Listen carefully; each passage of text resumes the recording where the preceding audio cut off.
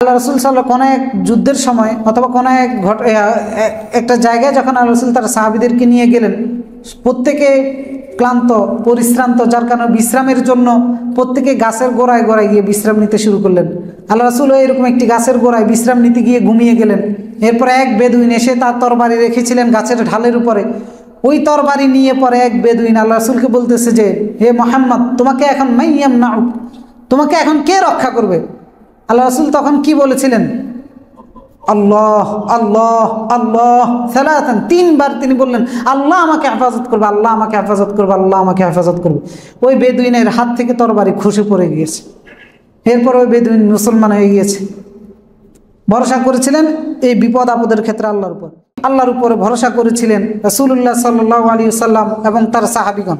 রাসূলুল্লাহর মাক্কি জীবনী অধ্যয়ন করেন, দেখেন কত অত্যাচার জুলুম নির্যাতনের ক্ষেত্রে রাসূলুল্লাহ আল্লাহর উপর কীভাবে ভরসা করেছেন। হিজরতের ঘটনা অধ্যয়ন করেন, রাসূলুল্লাহর সাহাবীদের জীবনী অধ্যয়ন করেন, দেখেন কিভাবে তারা আল্লাহর উপরে ভরসা করেছিলেন। যুদ্ধকালীন পরিস্থিতিগুলোর মধ্যে রাসূলুল্লাহ এবং তার সাহাবীরা সফলতা অর্জন করেছিলেন কিভাবে? শুধুমাত্র আল্লাহর উপর ভরসা করার মাধ্যমে। এছাড়াও বিভিন্ন পরিস্থিতিতে রাসূলুল্লাহ সাল্লাল্লাহু আলাইহি ওয়াসাল্লাম কখনোই জাগতিক কোনো বিষয়ের উপর ভরসা করেননি।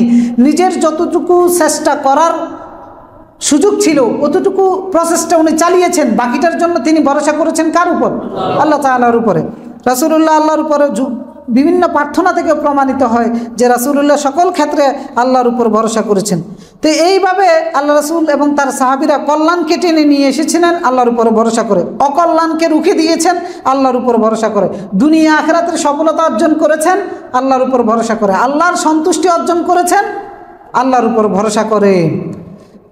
এর বাস্তব উদাহরণস্বরূপ যদি আমরা বলতে যাই, যেমন হিজরতের ঘটনা, রাতের ঘটনাটা দেখেন। রাসূলুল্লাহ তার যতটুকু চেষ্টা করা সুযোগ ছিল তিনি অতটুকু চেষ্টা উনি চালিয়েছেন, যার কারণে রাতের অন্ধকারে বের হয়েছেন, ধুলি নিক্ষেপ করে কাফেরদের চোখের মধ্যে আল্লাহ পৌঁছে দিয়েছেন। এরপরে মক্কার দিকে না গিয়ে মক্কার বিপরীত দিকে গিয়েছেন, না মক্কা থেকে বের হয়ে মদিনার দিকে না গিয়ে মদিনার বিপরীত দিকে গিয়েছেন। এরপর রাতের বেলায় গুহার মধ্যে আশ্রয় নিয়েছেন।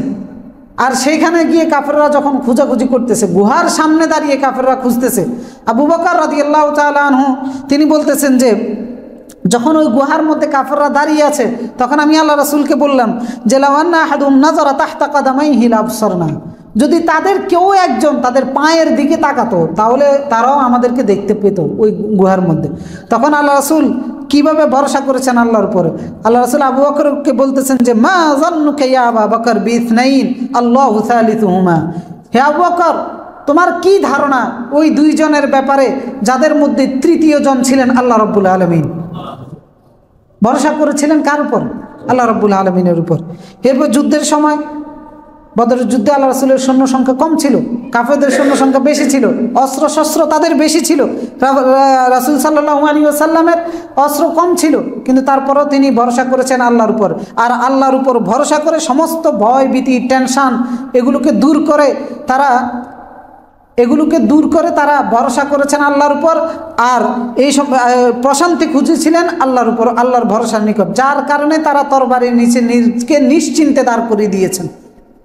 আর আল্লাহ রাসূল সাল্লাল্লাহু আলাইহি সাল্লাম আনাস ইবনে মালিক থেকে বর্ণিত যে আল্লাহ রাসূল যখন কোনো যুদ্ধের সময় বের হতেন তখন বা যুদ্ধ করতেন তখন আল্লাহ রাসূল আল্লাহর কাছে বলতেন যে আল্লাহুম্মা আনতা আদুদি, হে আল্লাহ আপনি হচ্ছেন আমার বাহুবল, অর্থাৎ আপনিই হচ্ছেন আমার শক্তি, ওয়া নাসিরি এবং আমার সাহায্য হচ্ছেন আপনি, ওয়া বিকা আহুল ওয়া বিকা আসুল ওয়া বিকা উকাতিল, আপনার মাধ্যমেই আমি আমার গন্তব্যে পৌঁছে যাব, আপনার মাধ্যমেই আমি প্রচেষ্টা চালাতে পারবো, আপনার মাধ্যমেই আমি লড়াই করতে পারবো। অর্থাৎ কোনো কিছুর উপরে উনি ভরসা করেন নাই, একমাত্র ভরসা করেছিলেন কি কার উপর? আল্লাহ তাআলা। আর আল্লাহ রাব্বুল আলামিন তাকে সফলতা দিয়েছেন। এই যে রাসূলুল্লাহ যখন ঘর থেকে বের হতেন তখনও তিনি আল্লাহর উপর ভরসা করে বের হতেন। আল্লাহ রাসূল যখন ঘর থেকে বের হতেন তখন বলতেন বিসমিল্লাহ, আল্লাহর নাম শুরু করছি, তাওয়াক্কালতু আলাল্লাহ, আল্লাহর উপর ভরসা করতেছি, লা হাওলা ওয়ালা কুওয়াতা ইল্লা বিল্লাহ, যিনি ছাড়া শক্তির আর কোনো উৎসই নেই, শক্তির কোনো ক্ষমতা আর কারো নাই।